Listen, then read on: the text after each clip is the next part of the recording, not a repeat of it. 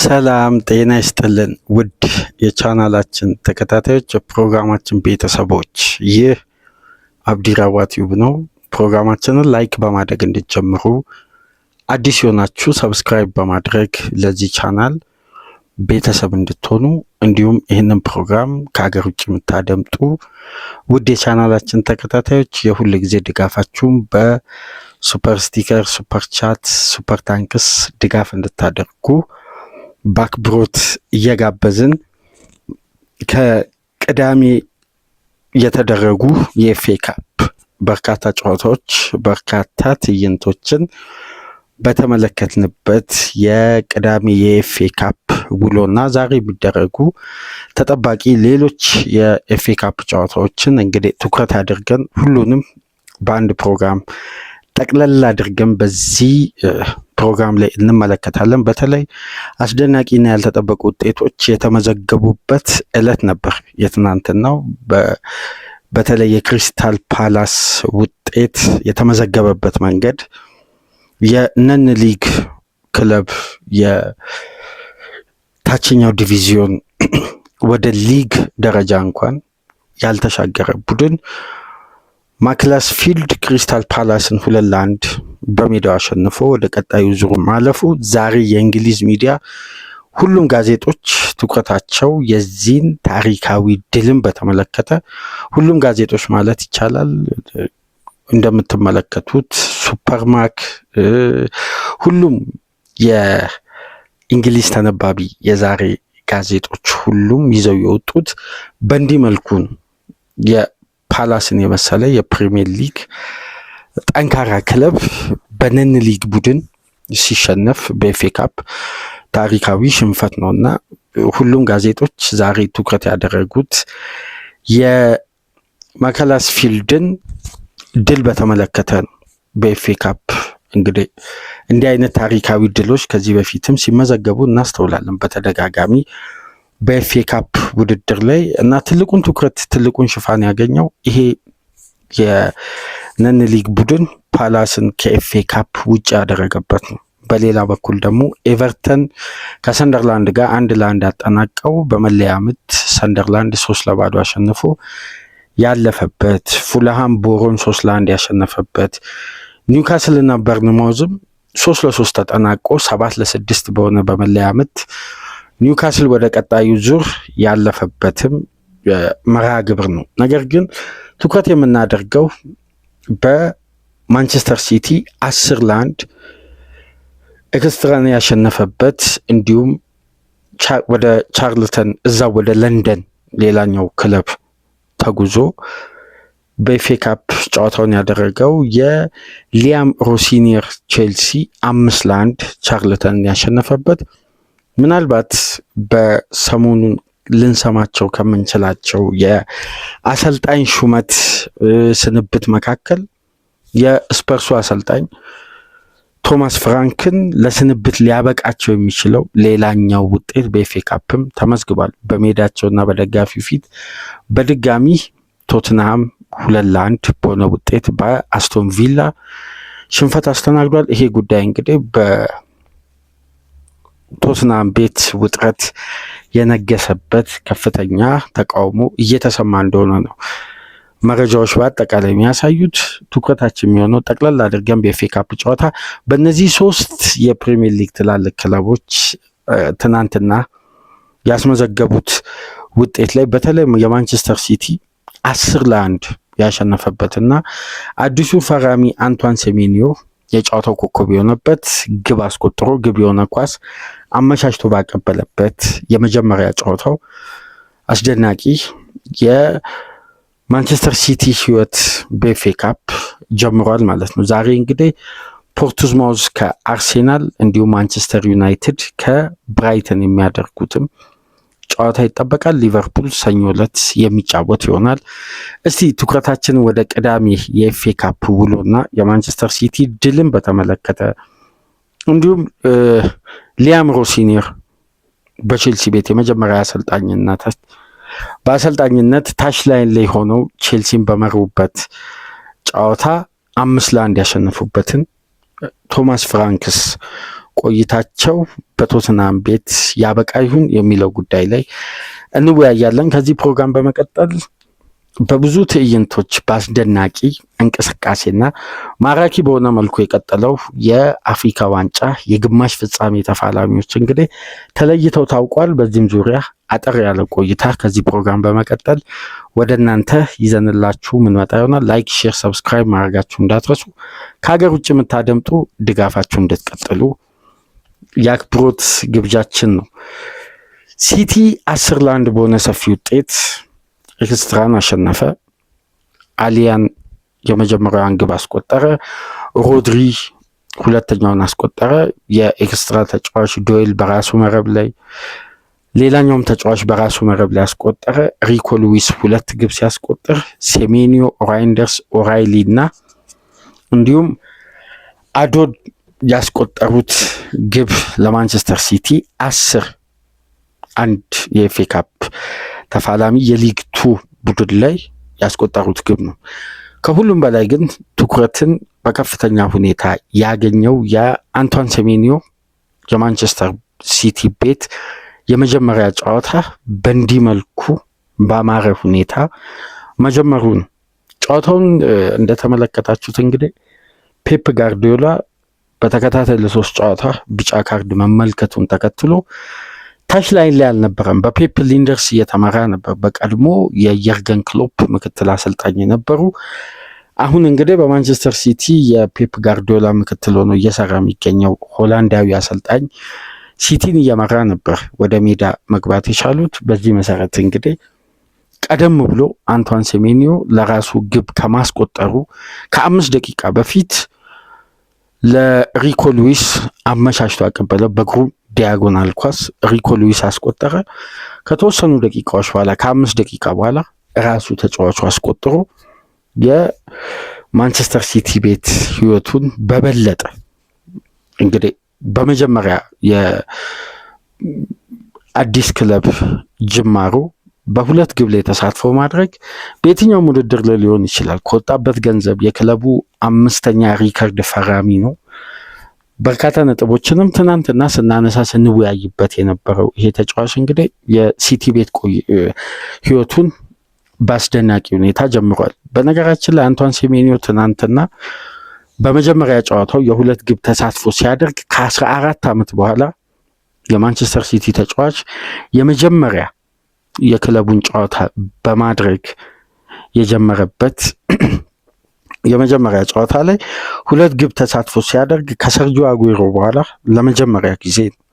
እንደምታስታውሱ ሰርጂዮ አጉዌሮ ከስዋንሲ ሲቲ ጋር በነበረው የመጀመሪያ ፕሪሚየር ሊግ የመክፈቻ ጨዋታ ሲቲ 4-2 ባሸነፈበት የፕሪሚየር ሊግ 2011 ጨዋታ ላይ ነበር አጉዌሮ 1 ግብ 1 አሲስት በማድረግ በሲቲ ቤት በመጀመሪያ ጨዋታው 2 የግብ ተሳትፎ ማድረግ የቻለው። ከዛም በኋላ እንግዲህ አንቷን ሴሜኒዮ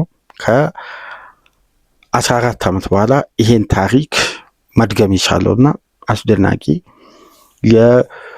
የሲቲ ቤት አጀማመሩን ነው ይሄ ተጫዋች ማድረግ የቻለው። ለተጫዋቹ ቀጣይ የሲቲ ቤት ቆይታ በልዩነት እንግዲህ ጥሩ መነቃቃት፣ ጥሩ ተነሳሽነት፣ የተሻለ የወደፊት የማንቸስተር ሲቲ ቤት ቆይታውን በአማረ ሁኔታ ለማድረግ ተጫዋቹ እንግዲህ በግብ ተሳትፎ በማስቆጠር በግሩም ሁኔታ ጀምሯል።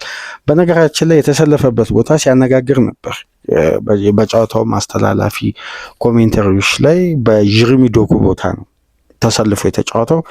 ተቀይሮ የሚወጣው በጀረሚ ዶኩ ነው እዛ ፖዚሽን ላይ እና የአንቷን ሴሜኒዮን አማራጭነት ከመጀመሪያ ጨዋታ ጀምሮ ፔፕ ለመሞከር ማሰቡንም የሚያሳይ ነው። ምክንያቱም ሁለቱን ተጫዋቾች በአንድ ምርጥ 11 ውስጥ አሰልፎ መገልገል እንደሚችል በአንደኛው ክንፍ እንግዲህ ትናንትና በቋሚነት ተሰልፎ በእንዲህ መልኩ ነበር ተጫዋቹ በጨዋታው ኮከብ የጨዋታው ማን ኦፍ ዘ ማች ተብሎ እስኪመረጥ ድረስ ያበቃውን ልዩ የመጀመሪያ ጨዋታ ማድረግ የቻለው። እንደምታውቁት ሮብ ምሽት ተጫዋቹ የበርንማውዝ የመጨረሻ ጨዋታውን ከቶትናም ጋር አድርጎ ነበር በበርንማውዝ ቤት እና የበርንማውዝን የማሸነፊያ 3ኛ ግብ 2-2 እያሉ ሶስተኛ ግብ አስቆጥሮ በ3 ነጥብ በርንማውዝን ከ11 ተከታታይ የሊግ ጨዋታ ያለማሸነፍ ጉዞ በኋላ 3 ነጥብ እንዲያገኙ የረዳውን ሁለተኛ ደግሞ ከክለቡ የሚሰናበትበት የመጨረሻ ጨዋታ መሆኑን ተከትሎ በልዩነት ድል ያደረገበት ነው። እንግዲህ አርብ ዕለት ነው ሁሉንም ቅድመ ሁኔታ ተጠናቆ በማንቸስተር ሲቲ የመጀመሪያ ኦፊሻል ኮንትራቱን ፈርሞ ተጫዋቹ የመጀመሪያ የትሬኒንግ ቆይታ ማድረግ የቻለው። ቅዳሜ በምርጥ 11 ውስጥ ተካተተ፣ የቋሚነትን ቦታ አገኘ። በእንዲህ መልኩ የሲቲ ቤት ህይወቱን መጀመር ችሏል። በቀጣይ እንግዲህ ማንቸስተር ሲቲ ማክሰኞ ምሽት ከኒውካስል ጋር የመጀመሪያ ሌግ የካራባኦ ካፕ የጥሎ ማለፍ ጨዋታ ምሽት 5 ሰዓት ላይ በሴንት ጄምስ ፓርክ ያደርጋሉ። ከዛ ጨዋታ ቀደም ብሎ እንግዲህ ትልቅ መነቃቃት የፈጠረ ነው። ከዛም በኋላ ማንቸስተር ሲቲ ከሜዳ ውጪ አሁንም ወደ ማንቹሪያን ደርቢ ወደ ኦልድ ትራፎርድ ተጉዞ ጨዋታውን የሚያደርግ ይሆናል። ከዛ በመቀጠል በሻምፒየንስ ሊግ ቦዶ ጊልሜትን፣ ከዛም በኋላ የሊጉ 20ኛ ደረጃ ላይ የሚገኘው ወልቭስን፣ ጋላታሳራይ፣ ቶትናም፣ የኒውካስል የመልስ ጨዋታ፣ ከዛም በኋላ በአንፊልድ ከሊቨርፑል ጋር ፉልሃም እና ኒውካስል ቀጣይ የማንቸስተር ሲቲ ፈታኝ ፊክስቸሮች ናቸው እና ፔፕ እንግዲህ ከ3 ተከታታይ የፕሪሚየር ሊግ የአቻ ውጤት በኋላ ወደ ድል የተመለሱበትን ውጤት በኤፍኤ ካፕ ትናንትና ማስመዝገብ ችሏል። ሌላኛው መነጋገር ያለብን ጉዳይ የሊያም ሮሲኒየር የቼልሲ ቤት አጀማመር ነው። ምሽት ላይ ቻርልተን 5-1 በማሸነፍ ነው ጨዋታው የቼልሲ ቤት የሄድ ኮች ስራቸውን በይፋ መጀመር የቻሉት። በቻምፒየንሺፕ 19ኛ ደረጃ ላይ የሚገኘውን የለንደኑን ክለብ ቻርልተንን ወደ ቻርልተን አትሌቲክስ ስቴዲየም ተጉዘው 5-1 ባሸነፉበት ጨዋታ ሃቶ፣ ቶሲን አድረባዮ፣ ማርክ ጉይ፣ ፔድሮ ኔቶ እና ኤንዞ ፈርናንዴስ በፍጹም ቅጣት ምት ባስቆጠሩበት ጨዋታ ይሄ ወጣት አሰልጣኝ እንግዲህ በድል የቼልሲ ቤት ህይወቱን ጀምሯል። ነገር ግን ቼልሲን ጨዋታ እንግዲህ በመካከለኛም በዋናም በየትኛው የቡድን ስብስብ የመጀመሪያ 11ዱን በመጀመሪያ በተለይ የመጀመሪያ 45 ደቂቃ አንዳንድ ድምጾች ነበሩ በስቴዲየም ውስጥ የአብራሞቪች ስም በስፋት እየተዘመረ የኪሊርሊ ካፒታል እና የቶድ ቦይሊ ብሉኮን ካምፓኒ እየተወገዘ እየተተቸ በደጋፊዎች ከፍተኛ ተቃውሞና ትችት ውግዘት እያስተናገደ ነው። ጨዋታው በመጀመሪያ 45 ጃሬል ሃቶ የመጀመሪያ 45 መጠናቀቂያ 45 ሲደመር 4 ላይ ጃሬል ሃቶ አስቆጥሮ ቼልሲ በመሪነት ወደ የመጀመሪያውን 45 ያጠናቀቀውና ብዙም ሳቢ ያልነበረው የመጀመሪያ 45 ሁለተኛ 45 ላይ ቼልሲዎች ልዩ ነበሩ፣ አስደናቂ ነበሩና አከታትለው ባስቆጠሯቸው ግቦች እንግዲህ በድል ሊያም ሮሲኒየር የአሰልጣኝነት ቆይታቸውን በቼልሲ ቤት የመጀመሪያ የስራ ቅጥራቸው ከተፈጸመ በኋላ በድል የጀመሩበት የኤፍኤ ካፕ ጨዋታ ሆኗል። አሰልጣኙ በቀጣይ ሳምንት ረቡዕ በሌላ የሊግ ካፕ ውድድር በካራባኦ ካፕ በስታንፎርድ ብሪጅ በደጋፊው ፊት እንግዲህ በስራ ቅጥራቸው ላይ ከፍተኛ ተቃውሞ ያስተናገዱ ትችትን ለቼልሲ ብቁ አይሆኑም በሚል ለነዚህ ባለቤቶች አመቺ የሆነ አሰራርን የበለጠ የሚዘረጋ አሰልጣኝ ነው በቼልሲን በኃላፊነት የተረከበው በሚል ገና የስራ ቅጥራቸውን ሳይጀምሩ በሚዲያውም በደጋፊውም ዘንድ ብዙም ተቀባይነት ሳያገኙ የጀመረው ይሄ እንግሊዛዊ የቀድሞ የፉልሃም፣ ዌስትሃም፣ የሃል ሲቲ ተጫዋች ሆነው ሊያም ሮሲኒየር አርሴናልን በካራባኦ ካፕ የመጀመሪያ ዙር በስታንፎርድ ብሪጅ የሚያስተናግድ ይሆናል። ረቡዕ ምሽት 5 ሰዓት ላይ ይሄ ጨዋታ እንግዲህ አሰልጣኙ ላይ የሚነሱ ጥያቄዎችን ተቃውሞችንም ለማርገብ የበለጠም በተቃራኒ ውጤቱ ከተጠናቀቀና የመጀመሪያው ሌግ ላይ ቼልሲ አድቫንቴጅ ማይወስድ ከሆነ ያ ጩኸት ያ ተቃውሞ የበለጠ ተጋግሎ እንግዲህ በቼልሲ ደጋፊዎች ዘንድ በእጅጉ እየተጠበቀ የሚገኘው ቀን የዛሬ ሳምንት ቼልሲ ከብሬንፎርድ ጋር በስታንፎርድ ብሪጅ የሚያደርገው የፕሪሚየር ሊግ ጨዋታ ይኖራል። በዛ ጨዋታ ከፍተኛ ተቃውሞ ለማድረስ የክለቡ ባለቤቶች ላይ ከወዲሁ የቼልሲ ደጋፊዎች ቅድመ ዝግጅት ማድረጋቸው እየተሰማ ነውና እንግዲህ እንደነዚህ አይነት ውጤቶች ለወደፊት የሚከሰቱትን ደጋፊው ለማሰማት የያዘውን ተቃውሞ በተወሰነ መልኩ ጫናዎችን ይቀንሳል። ለማንኛውም ሊያም ሮሲኔርም በድል የመጀመሪያ አሰልጣኝነት ጨዋታቸውን በቼልሲ ቤት ትናንት ምሽት ጀምረዋል ማለት ነው። በሌላ በኩል በኤፍኤ ካፕ እንግዲህ አንድ መነጋገር ካለብንና በቅርብ ቀናት ውስጥ ልንሰማቸው ከምንችላቸው ጉዳዮች መካከል የቶትንሃምና የአስቶን ቪላ ጨዋታ ለቶማስ ፍራንክ የቶትንሃም ቤት የአሰልጣኝነት ቆይታቸውን ሊደመድም የሚችልም ውጤት ነው። 2-1 በሜዳቸው ተሸንፈዋል። ከረፍት በፊት በተቆጠረባቸው 2 ግብ በኢሚሊያኖ ቡንዲያ እና ሞርጋን ሮጀርስ ግብ ቶትንሃም እየተመራ ነበር የመጀመሪያ 45ን ያጠናቀቀው። ከረፍት በኋላ ኦብራይት ባስቆጠራት ብቸኛ ግብ ቶትንሃምን ከሽንፈት ማዳን አልቻለም። 54ኛ ደቂቃ ላይ ነበር የተጫዋቹ ግብ ማስቆጠር የቻለው። ነገር ግን ቶትንሃም ከዛም በኋላ ሪከቨር ወደ ውጤቱ ማድረግ አልቻለም። በተለይ የነበረው የጨዋታ እንቅስቃሴ የበለጠ ቶትንሃምን የሚያስተች ብቁ ያልነበረ፣ ጨዋታው ከተጠናቀቀም በኋላ በስነ ምግባር ደረጃ በደጋፊው አጠገብ የቶትንሃም ተጫዋቾች የአስቶን ቪላ ተጫዋቾች ሴሌብሬት ሲያደርጉ እነ ጆዋው ፓውሊኒያ ያሳዩት ሪያክሽን እና ከሞርጋን ሮጀርስ ጋር ጸብ ውስጥ ገብተው ነበር። የቲሙም ስፕሪት በከፍተኛ ሁኔታ መበጥበጡ እንደምታውቁት ከቀናት በፊት የክለቡ አምበል ክርስቲያን ሮሜሮ ከፍተኛ ተቃውሞ ባለቤቶቹ ላይ አሰምቷል። እኛ ስናሸንፍ የውሸት መሰረት የሌለው መታችሁ በቀጥታ ታበረታታላችሁ፣ እኛ ስንሸነፍ ከጎናችን ደጋፊ ተቃውሟችንን አብሮ የሚጋራ ከኛ ጎን የሚቆም ስንፈልግ ደግሞ ያኔ ድል ባደረግንበት ወቅት የምታሳዩትን ማበረታቻ ከጎናችን እንዳላችሁ የምታሳዩትን መንገድ ስንሸነፍ አታሳዩንም። ሁሉም ነገር የሐሰትና የአስመሳይነት ነው በማለት ባለቤቶቹን በከፍተኛ ትችት ያለፈው ሳምንት መነጋገሪያ ርዕስ ነበር። በቶትንሃም ቤት የተነሳው እሳት እስካሁን አልረገበም። እዚህ ላይ ደግሞ የውጤት ማጣት ከበርንማውዝ ጋር የተሸነፉበት መንገድ፣ በዛ ጨዋታ አሰልጣኝ ቶማስ ፍራንክ በአርሴናል ኩባያ ቡና ሲጠጡ ታይተው እንግዲህ በሁለቱ ክለቦች መካከል ያለውን የከረረ የደርቢነት ስሜትና መሀላቸው ያለውን ተቀናቃኝነትን ከግምት ውስጥ ያላስገባ ለክለቡ ያሳዩት ንቀት ነው በማለት አሰልጣኙ ላይ እንግዲህ ምክንያት እየተፈለገ ነው የሚገኘው። አሁን የበለጠ ከባድ ጫና ውስጥ የሚከታቸውን አስፈሪ ጊዜ ነው ለቶማስ ፍራንክ።